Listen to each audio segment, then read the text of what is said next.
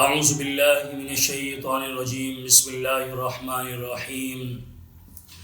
آج ہمارے درس کا موضوع غسل کن صورتوں میں واجب ہوتا ہے۔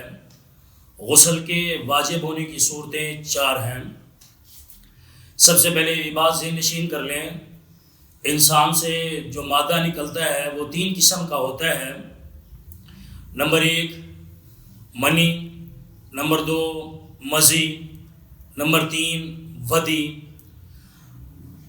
منی وہ مادہ ہوتا ہے کہ انسان جب بالکل ڈسچارج ہو جاتا ہے ہم بستری کے بعد اور انسان کی طاقت ختم ہو جاتی ہے، اس مادہ کو مادہ منویہ کہتے ہیں، مادہ منی کہتے ہیں۔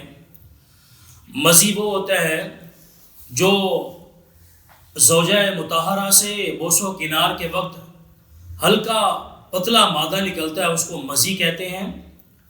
اور ودی وہ مادہ ہوتا ہے گاڑھا قسم کا مادہ جو پیشاب سے پہلے یا بعض لوگوں کو پیشاب کے بعد آتا ہے، بیماری کی وجہ سے اس کو ودی کہتے ہیں۔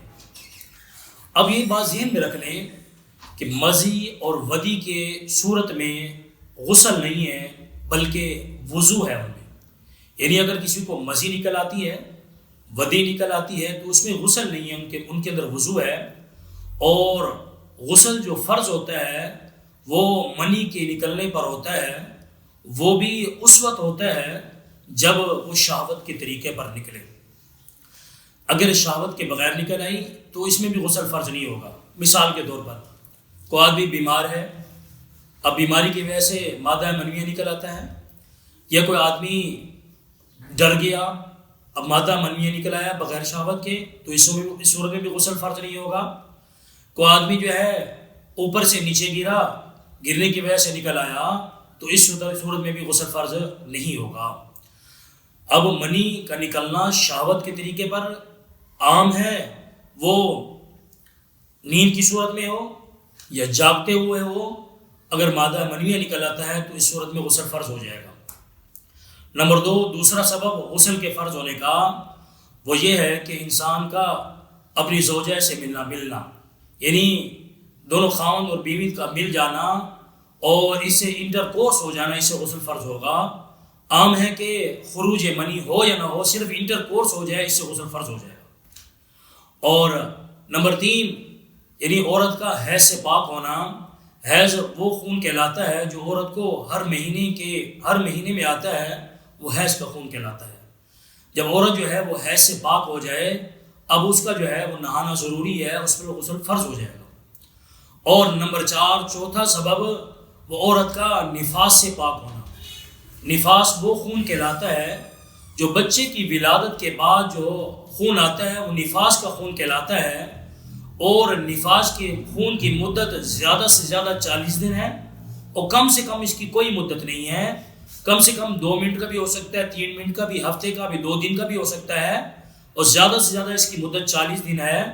اب عورت کا جب یہ خون بند ہو جائے تو یہ اب اس عورت پر ضروری ہے کہ وہ نہائے، غسل کرے، اس پر غسل فرض ہو چکا ہے۔